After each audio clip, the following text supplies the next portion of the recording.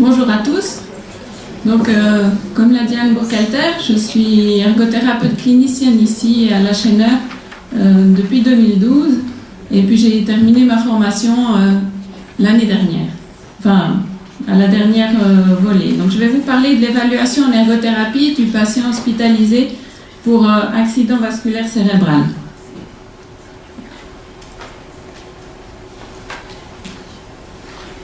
Donc, l'accident vasculaire cérébral est la cause la plus fréquente de situations de handicap à l'âge adulte.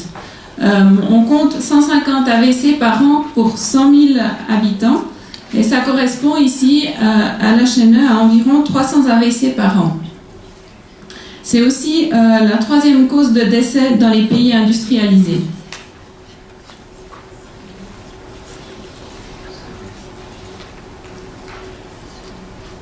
Donc, je travaille à l'hôpital neuchâtelois qui comptait 7 sites au début de mon projet, qui n'en compte actuellement plus que 6 depuis janvier 2016.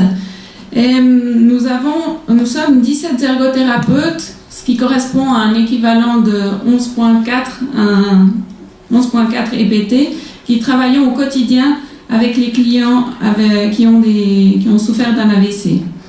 Je partage mon temps à 30% de clinique et à 60% de pratique avec les clients sur le site du Val-de-Rue. Le contexte de mon projet, c'est la promotion de l'uniformisation des pratiques entre les différents sites de la Chêneur et c'est aussi le développement, il s'inscrit aussi dans le développement du parcours clinique du client AVC au sein de la filière neurologique, dont un point de départ a été l'accréditation de la Stroke Unit sur le site de Pourtalès en juin 2013.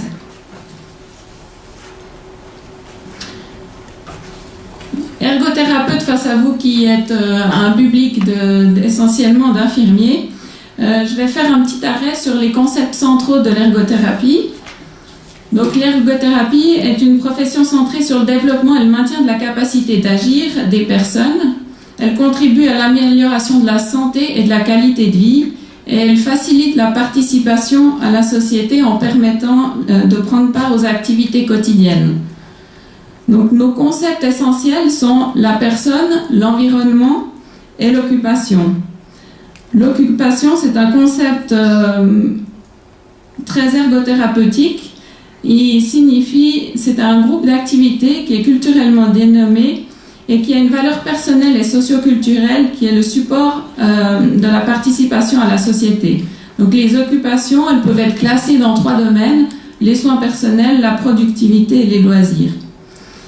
Et au travers de notre démarche ergothérapeutique, comme je le disais, on essaie de faciliter la participation à la société.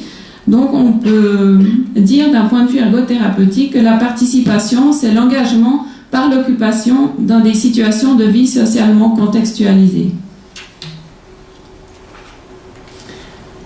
Dans son quotidien, l'ergothérapeute s'intéresse alors au profil occupationnel et aux performances occupationnelles. Le profil occupationnel, c'est l'information qui décrit l'histoire et les expériences occupationnelles du client, son organisation dans la vie quotidienne, ses intérêts, ses valeurs, ses besoins. Et les performances occupationnelles, c'est quelque chose qui est volontaire de la part du client et qui inclut non seulement tout le processus menant à la réalisation de performances, d'activités, mais c'est aussi le résultat. Donc ça comprend non seulement le choix, mais l'organisation, la réalisation et le résultat des activités. Donc ces éléments sont essentiels pour nous et du coup ils sont essentiels aussi à observer dans nos évaluations. C'est pourquoi j'ai posé la problématique qui est la suivante. L'évaluation utilisée jusqu'à présent par les ergothérapeutes de la Chêneur ne permet pas l'objectivation de l'évolution des performances du client. Centrée sur les fonctions, elle rend difficile l'établissement du profil occupationnel du client, qui est une spécificité de l'ergothérapie, ce qui amène une efficience réduite de la réadaptation ergothérapeutique et une réappropriation limitée de la participation du client.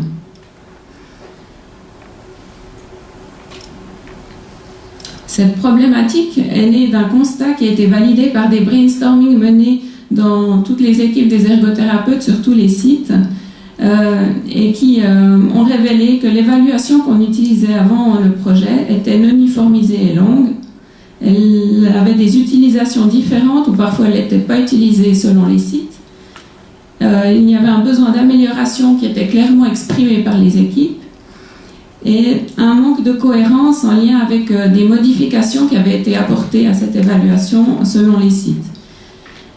Et il y a également une réflexion, du coup, face à ce constat, j'ai une réflexion personnelle en lien avec la pratique probante qui était quel impact sur le client et sur sa réadaptation, sa rééducation. Là, je tiens à préciser que pour comprendre l'évaluation ergo, elle va nous permettre de poser les objectifs de traitement qui sont du coup le plus ciblés sur le client et puis sur son contexte de vie. Donc elle est vraiment à la base de notre processus et de notre démarche clinique. Afin d'ancrer théoriquement et scientifiquement ma démarche, j'ai établi une recherche de littérature de laquelle j'ai dégagé 3 axes que je voulais considérer pour l'évaluation en question. Il s'agit de la démarche clinique ergo, des sciences de l'occupation et puis de l'evidence-based réhabilitation en neurologie. On va s'y arrêter un tout petit peu juste après. Donc on va retrouver ces 3 axes ici et ils forment le chemin, le fil conducteur qui va me mener à mon évaluation. Concernant la démarche clinique ergo, donc comme je vous le disais, l'évaluation elle fait partie du processus de l'ergothérapie. Et elle est vraiment partie prenante, elle comprend l'établissement du profil occupationnel et l'observation des performances occupationnelles, non seulement en situation d'observation, mais aussi sur la base de tests standardisés. Les pratiques varient au niveau entre les soins aigus et la réadaptation.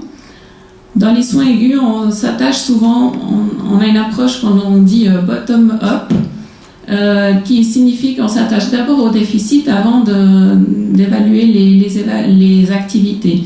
Alors qu'en réadaptation, on a une approche bottom-up ou top-down chez nous, qui veut dire qu'on va faire un éternel va-et-vient entre l'évaluation des déficits et l'évaluation des capacités dans les activités pour pouvoir améliorer les performances dans les deux domaines. Et puis un 3e point pour la démarche clinique, c'est qu'il existe des tests standardisés et des observations cliniques, et les deux doivent être menés pour pouvoir faire une évaluation la plus complète du patient et de ses compétences. On va passer à l'axe des sciences de l'occupation. Donc dans la littérature, il est précisé qu'il faut davantage maintenant s'attacher aux occupations plutôt qu'aux déficiences. Il y a aussi une importance à évaluer ses performances occupationnelles, parce que si on s'attache trop aux déficiences, on risque de passer à côté de la participation du patient, d'accompagner le patient à pouvoir participer de nouveau de manière optimale dans la société, au niveau de son travail et au niveau de sa vie familiale aussi. Et puis, on passe au 3e axe. Donc, la littérature montrait qu'il n'y avait pas d'évaluation ergo qui était gold standard, c'est-à-dire qui était recommandée parmi toutes. Il n'y en a pas non plus qui évaluent tous les aspects qu'on aimerait évaluer en une seule évaluation. Et puis, il n'y a pas de test standardisé qui est plus recommandé qu'un autre. Il y a certains tests standardisés qui sont utilisés par les ergothérapeutes et créés par eux. Il y en a d'autres qui sont utilisés par les ergothérapeutes, mais pas que par les ergothérapeutes, et qui sont créés aussi par d'autres professionnels. On va du coup choisir ces tests en fonction de recommandations de thèmes à évaluer plutôt que de tests qui seraient recommandés. Il n'y a pas non plus de tests standardisés qui évaluent vraiment une performance occupationnelle actuellement. Et comme dernier point, la littérature insistait sur l'importance de la coordination des interventions sur tout le parcours clinique du client, donc des interventions non seulement entre équipes d'ergothérapeutes, mais aussi avec tous les autres professionnels pour pouvoir avoir une vision globale du client. J'ai relevé un quatrième axe de manière indirecte dans la littérature que nous avons décidé de prendre en considération dans le projet. C'est la classification internationale du fonctionnement du handicap et de la santé. Donc actuellement, l'utilisation de la CIF est recommandée par l'OMS au niveau international dans différents domaines, dont la réhabilitation, dont la santé, mais aussi l'éducation, d'autres domaines encore. Et en réadaptation, elle a été introduite avec succès dans différents établissements comme modèle de pensée pour l'analyse des besoins du patient, pour la pose des problématiques, pour pouvoir analyser aussi des situations complexes et pour pouvoir poser des objectifs.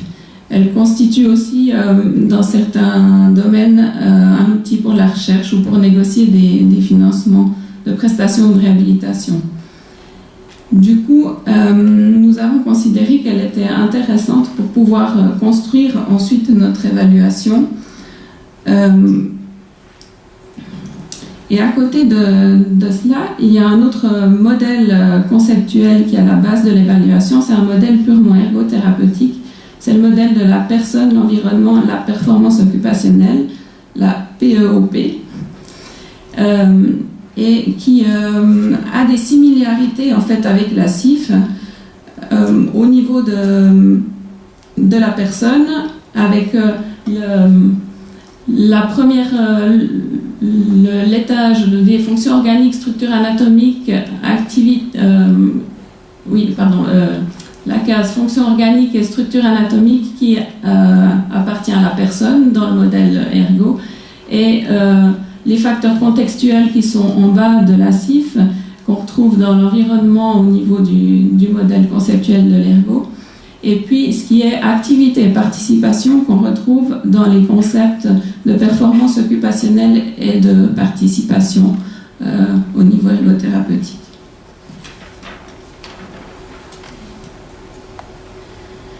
Donc, je vais faire une petite parenthèse dans mon projet pour élargir vers l'interdisciplinarité en utilisant la CIF. Donc, la CIF est un modèle biopsychosocial. Elle est polyvalente, elle est conçue pour diverses disciplines et différents secteurs. Elle permet d'avoir un même langage entre professionnels. Elle donne une vision globale et commune de l'individu où toutes ses composantes sont intégrées et interagissent ensemble avec l'étage des fonctions organiques et structures anatomiques, activité et participation qui est une partie en lien avec le fonctionnement de l'individu et son handicap, et puis l'étage d'en dessous, comme je disais tout à l'heure, avec les facteurs environnementaux et les facteurs personnels qui sont les facteurs contextuels. Elle permet du coup, la CIF, de donner un sens aux informations avec une même grille de départ et une structure aux informations qu'on va traiter pour le patient. Elle permet de recomposer un tout à partir du patient lui-même, plutôt que de recomposer un tout à partir des spécificités professionnelles. Le patient est au centre et c'est vraiment le point de départ. Il n'est pas morcelé par nos visions différentes.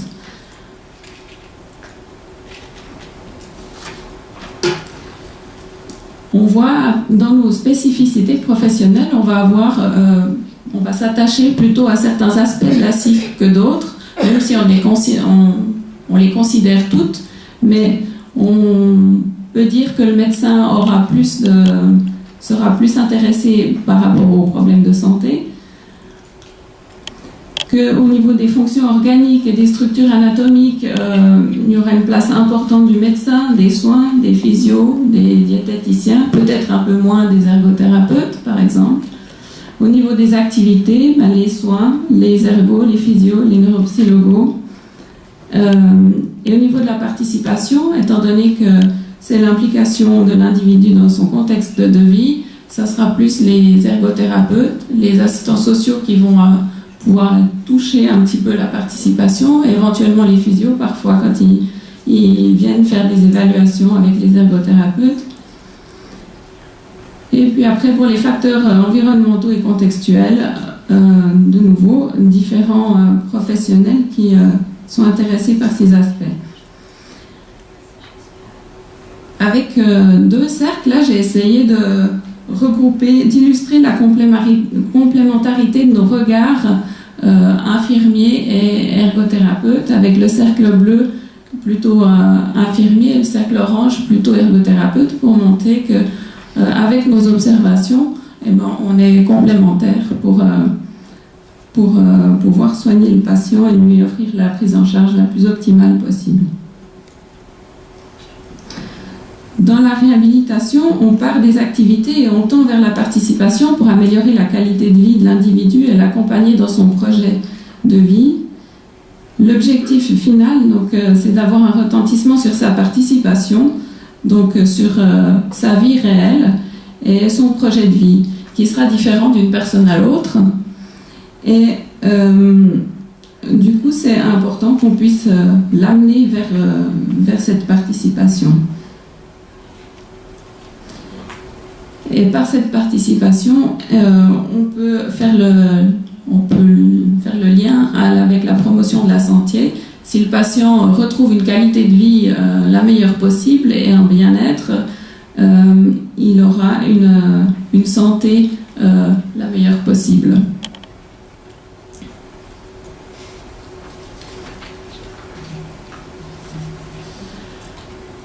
Là, pour illustrer encore, j'ai pris un poster que nous avions élaboré en 2012 pour le 5e congrès mondial des infirmiers et infirmières francophones à Genève, qui illustre aussi justement le fait qu'on a des actes communs, des actes propres à chacun de nous.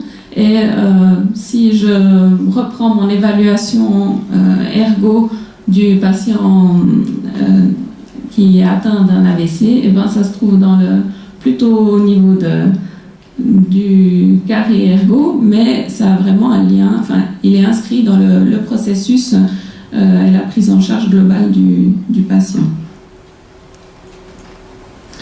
Un autre exemple, c'est un deuxième poster pour le même congrès. Donc, au sein de l'évaluation de l'ergothérapeute, il y a une évaluation de se laver et s'habiller pour le patient qui a subi un AVC. Il y a de nombreuses observations qui sont possibles, qui sont intéressantes à confronter entre différents professionnels, comme on le voit en bas à droite. Et notre complémentarité, par exemple, nous on va observer le patient pour se laver et s'habiller en imaginant dans son contexte de vie, alors qu'au niveau des soins, vous avez le contexte de la chambre qui n'est pas tout à fait le même qu'à la maison, mais vous l'accompagnez au quotidien et nos observations sont importantes à mettre ensemble pour lui offrir, pour obtenir la meilleure efficience possible. Donc je reviens à mon projet. Donc, j'ai posé l'hypothèse suivante: la mise en place d'une évaluation ergothérapeutique uniformisée et basée sur des évidences scientifiques en neurologie permettrait une amélioration de la qualité de l'intervention ergothérapeutique. En effet, celle-ci devrait être alors davantage efficiente et centrée sur le client hospitalisé pour AVC durant tout son parcours clinique, afin d'optimiser la réappropriation de sa performance occupationnelle au quotidien. Donc, de nouveau, l'évaluation va amener à l'intervention et elle va permettre la pose d'objectifs qui seront le plus proches du quotidien du patient pour offrir une prise en charge la plus efficiente possible. L'objectif général de mon projet est au centre, avec les objectifs spécifiques pour y arriver. Donc, l'objectif est de favoriser la reprise des occupations et la participation du client dans son quotidien. Pour cela, nous avons choisi d'introduire une évaluation neurologique avec des tests spécifiques uniformisés et un protocole de passation.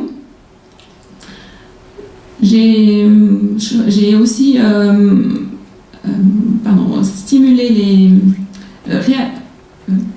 motiver les collaborateurs à s'approprier ou se réapproprier les concepts de profil occupationnel et de performance occupationnelle. dans leur pratique quotidienne. Le troisième objectif, c'était la formation. Une formation non seulement à la passation de l'évaluation, mais aussi aux tests spécifiques, ainsi qu'une motivation à la formation continue en neurologie. Et puis, comme quatrième objectif spécifique, c'était de définir clairement le contenu et la forme des transmissions, non seulement entre ergothérapeutes, mais aussi avec l'équipe interdisciplinaire et pour le client et son entourage. Donc voilà l'évaluation de base qui ouvre à des besoins éventuels d'approfondissement avec des tests spécifiques qui est sur la gauche, c'est la première page, et puis sur la droite, c'est une évaluation des soins personnels dans les cas où on a besoin d'avoir une évaluation la plus précise possible. Donc l'évaluation reprend, elle a une partie d'anamnèse, elle reprend le profil occupationnel et les performances occupationnelles. On va aussi s'intéresser aux objectifs du client ici on note sans négocier avec lui, mais pour pouvoir vraiment bien faire le tour de son profil occupationnel. Et puis après, on a une évaluation des activités ou occupations et des fonctions corporelles qui sont en lien avec les catégories de la CIF. Nous avons aussi essayé de faire une correspondance entre la cotation de la MIF et de la CIF, étant donné que la MIF est aussi un instrument qui est utilisé en réhabilitation par plusieurs professionnels. Et l'intérêt, c'est de pouvoir avoir une vision globale après du résultat du patient dans notre évaluation.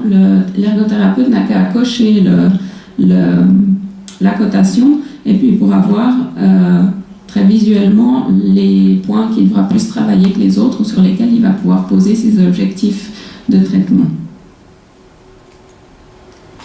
Les résultats escomptés sont à différents niveaux. Un résultat au niveau des ergothérapeutes, c'est qu'ils puissent utiliser l'évaluation ergo et les tests spécifiques, qu'ils puissent l'utiliser pour les transmissions, que les tests spécifiques soient pertinents et qu'ils puissent être repris tout au long du parcours du client et qu'on se réapproprie ces concepts occupationnels.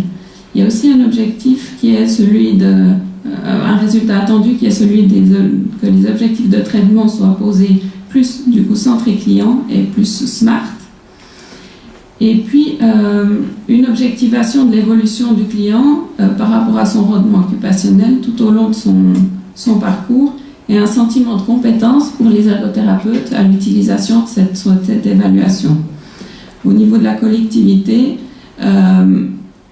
les résultats attendus sont que l'intervention soit la plus efficiente possible durant le parcours et que les transmissions soient efficaces au niveau interprofessionnel, autant intra-hospitalier qu'extra-hospitalier aussi.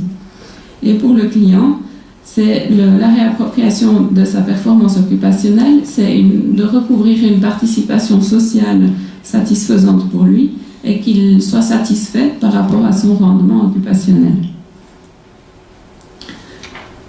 J'ai eu des leviers et des obstacles durant mon projet, des leviers qui étaient les ressources à disposition, la reconnaissance de la problématique par les responsables du service d'ergothérapie, des réflexions sur l'amélioration de l'évaluation qui étaient antérieures au projet, déjà au sein des équipes, diverses formations et expériences en neurologie qui ont permis de pouvoir construire une évaluation très globale, et puis des ressources externes d'ergothérapeutes qui sont spécialisés en neurologie. Les obstacles, c'est que j'ai référencé dans les brainstorming des nombreuses attentes difficiles à contenter dans leur totalité, un risque de non-implication de chaque site dans le groupe de travail. J'ai construit un groupe de travail pour élaborer cette évaluation et nous avons décidé de prendre que les 4 ergothérapeutes représentatifs des sites où il y avait le plus de patients avec AVC qui étaient hospitalisés. Il y avait des risques de potentielle résistance au changement et une non-intégration de base de l'équipe interdisciplinaire qui a été choisi comme tel pour pouvoir déjà remettre en place nos concepts et nos éléments à évaluer au niveau ergothérapeutique, dans l'idée par la suite de pouvoir s'accorder avec les autres professionnels aussi. Donc le déroulement de mon projet a connu plusieurs phases auprès des équipes. La première qui était la phase de brainstorming et de benchmarking. La deuxième phase, une phase d'analyse. La troisième phase, celle de la constitution du groupe de travail pour élaborer l'évaluation et son protocole, et puis pour choisir les tests spécifiques. Nous avons décidé, face à la quantité incroyable de tests que j'ai pu relever dans ma recherche de littérature, de déjà uniformiser les tests qu'on utilisait sur tous les sites de la chaîne avant d'aller en choisir de nouveaux pour pouvoir voir lesquels manqueraient ensuite par la suite. Et puis une phase d'implémentation dans laquelle nous sommes encore actuellement, donc avec une sensibilisation au concept que j'ai déjà faite, une formation à la passation de l'évaluation aussi, et actuellement une uniformisation des tests spécifiques sur tous les sites que je suis en train de poursuivre. Après, il y aura une phase d'évaluation et une phase de pérennisation du projet. J'ai pu poser également des indicateurs pour chaque objectif spécifique que j'ai récolté dans des dossiers clients ergo avec une grille de récolte de données et à l'aide d'un questionnaire aussi auprès des collaborateurs. Et puis, j'ai aussi posé un indicateur centré sur le client. Donc, les premiers indicateurs au début de mon projet, c'était qu'ils ont montré au niveau des collaborateurs que l'utilisation de l'évaluation préexistante était partielle. Donc, en fait, ces indicateurs ont confirmé les résultats que j'avais obtenus dans les brainstorming. Que le sentiment de compétence était mitigé, plutôt négatif, et puis que l'utilisation de l'évaluation pour les transmissions était utilisée quand l'évaluation était elle-même utilisée en fait. Et j'ai pris pour l'instant qu'un échantillon au niveau des dossiers clients. J'ai séparé le CTR et le MPR car les pratiques sont différentes. L'utilisation de l'évaluation, elle correspond aux indicateurs des collaborateurs. Et au niveau du profil occupationnel, on voit qu'il était très partiel au début de mon projet. Il correspond à ce que j'ai pu observer aussi dans la littérature et au niveau du benchmarking. Et puis pour les objectifs de traitement, ils étaient pas tous, pour moitié smart ou centrés sur le client.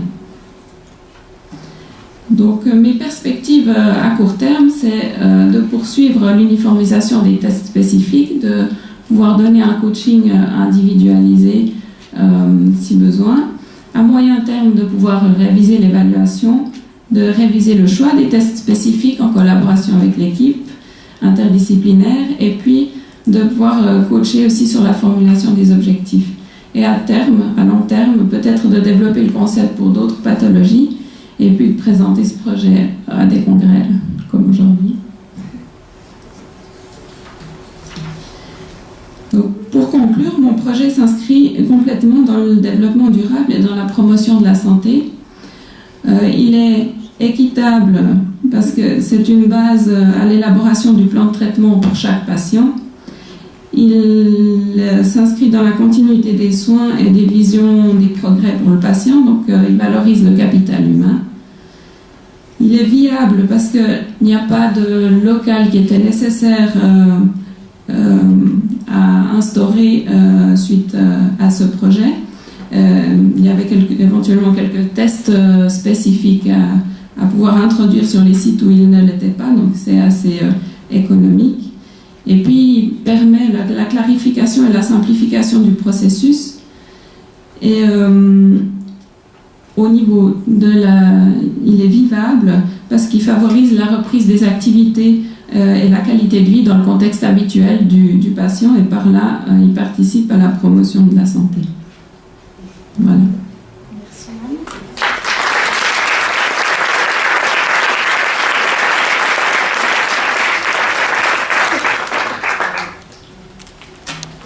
questions?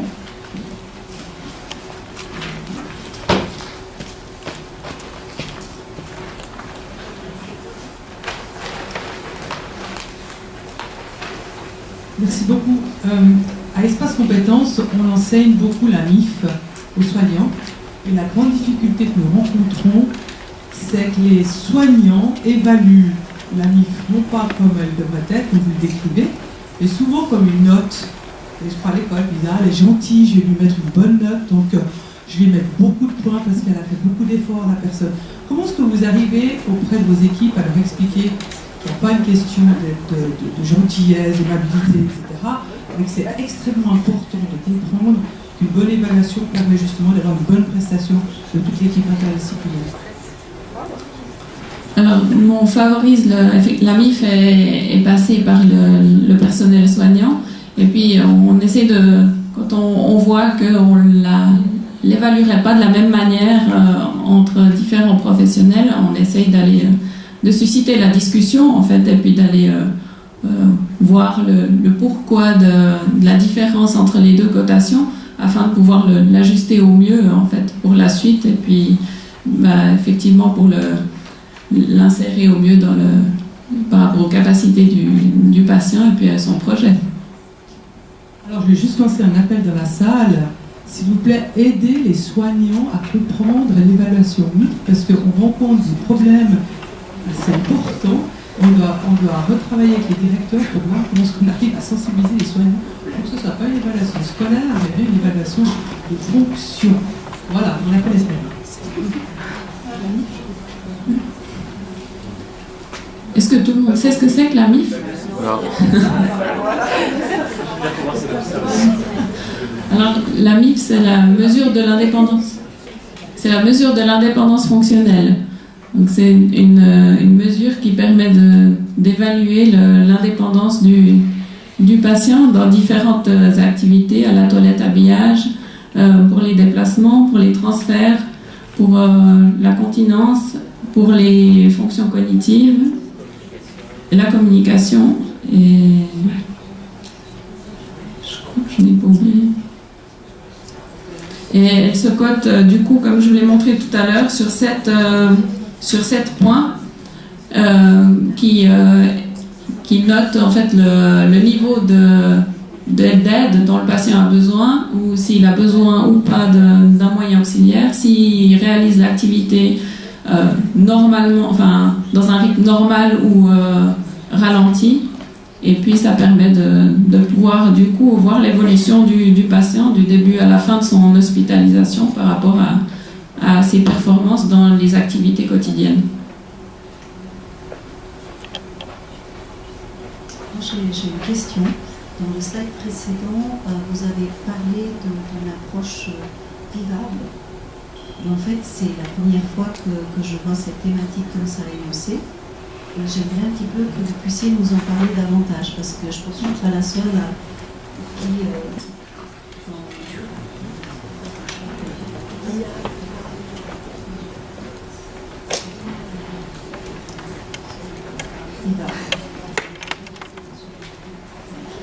Justement, dans votre évaluation ergo, et je trouve que c'est extrêmement intéressant parce que c'est forcément complémentaire à ce qui se passe au niveau soins infirmiers. Puis vous avez bien parlé de l'importance de l'interdisciplinarité, mais là je vois un peu de différence et je me suis dit que c'est l'opportunité pour nous aussi de découvrir davantage sur votre approche. Le vivable, tel que je le comprends, c'est vraiment de pouvoir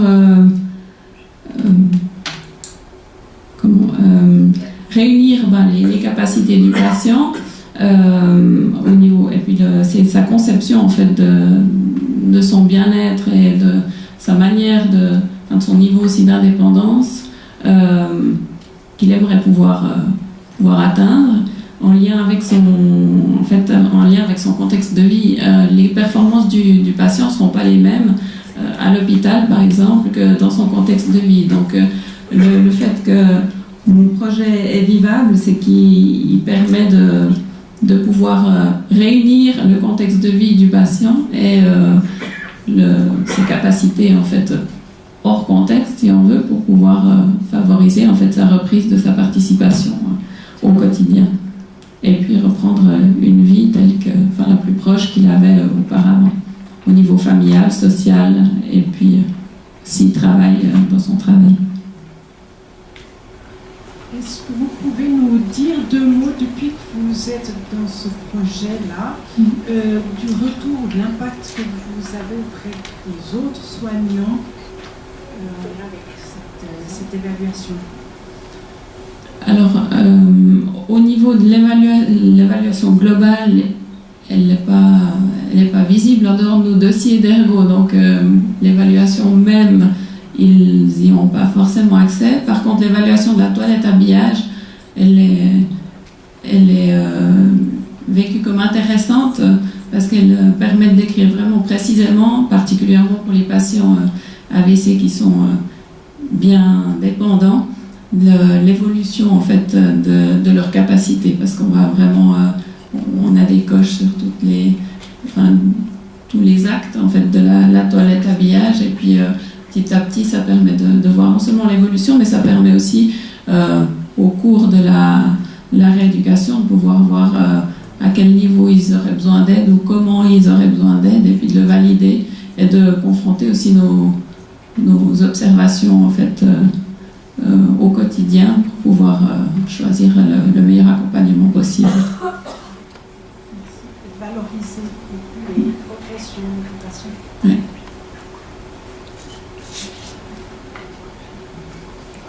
Oui, bonjour. Dans votre hypothèse, vous avez parlé de... Parce qu'on met beaucoup en avant les évidences based. Par contre, on peut faire beaucoup de revues de littérature, mais quand même la clinique, je pense que la clinique de l'ergo a quand même un impact ici par rapport à tout ce qu'elle voit et tout ce qu'elle lit. Parce que là, vous avez parlé d'évidence, c'est comme si la seule évidence va permettre d'améliorer la qualité de vie du patient. Je pense que, en tout cas à mon sens, c'est aussi la clinique que l'ergo va impacter dans sa conception du soin, qui va aussi améliorer la qualité de vie du patient. Je ne sais pas si je me fais comprendre dans ce que C'est sûr que la clinique, le raisonnement clinique de l'ergothérapeute est très important pour pouvoir poser les objectifs, pour pouvoir choisir aussi les bonnes évaluations, pour mettre le patient en contexte et puis évaluer ses capacités, et après l'aider à définir des objectifs de traitement qui sont en accord avec son projet de vie. Mais j'ai beaucoup parlé d'evidence-based parce que ce qu'on observe, c'était pour valider l'importance de notre évaluation dans notre démarche clinique, nous amène à poser une planification de traitement avec des objectifs ciblés sur la problématique du client. Merci. J'avais encore une question. Vous avez parlé d'occupationnel dans une vision certainement d'une personne active. Quelle est la réflexion par rapport à la personne âgée chez qui aussi peut survenir un AVC? Est-ce que ça rentre aussi dans le cadre de votre travail, ou c'est une réflexion que vous pensez mener ultérieurement? Non, alors, mon travail concerne vraiment toutes les personnes qui sont hospitalisées pour AVC. N'importe quelle personne, de l'enfant à la personne âgée, a des occupations au quotidien, telles que je vous l'ai expliqué dans la présentation. Après, elles sont toutes différentes, les unes, non seulement en fonction de nos périodes de vie, mais aussi d'un individu à l'autre. On ne va pas mettre, par exemple, la même signification pour pendre notre lessive en étant ado qu'en étant plus âgé. Et puis, par exemple, j'ai eu une fois une personne qui voulait vraiment comme objectif pouvoir rependre sa lessive toute seule. C'était pas le premier objectif qui venait à l'équipe interdisciplinaire et à l'ergothérapeute. Derrière ça, on a compris que c'était qu'en pendant les pantalons de ses enfants, elle les voyait grandir au fil du temps, et puis c'était une activité qui était importante pour elle. Je voulais Je voulais vous remercier parce que moi je travaille en soins palliatifs beaucoup en interdisciplinaire et des fois ça me manquait cette vision. Donc la vision que vous avez montrée de l'ergo, d'expliquer un petit peu quelle est votre vision, votre travail. Des fois j'ai l'impression qu'en tant qu'infirmière, je vois d'abord comme ma vision et qu'est-ce que moi je fais. Je collabore avec beaucoup d'autres professions. Ça m'a beaucoup plu de comprendre mieux votre démarche et votre dynamique. Merci.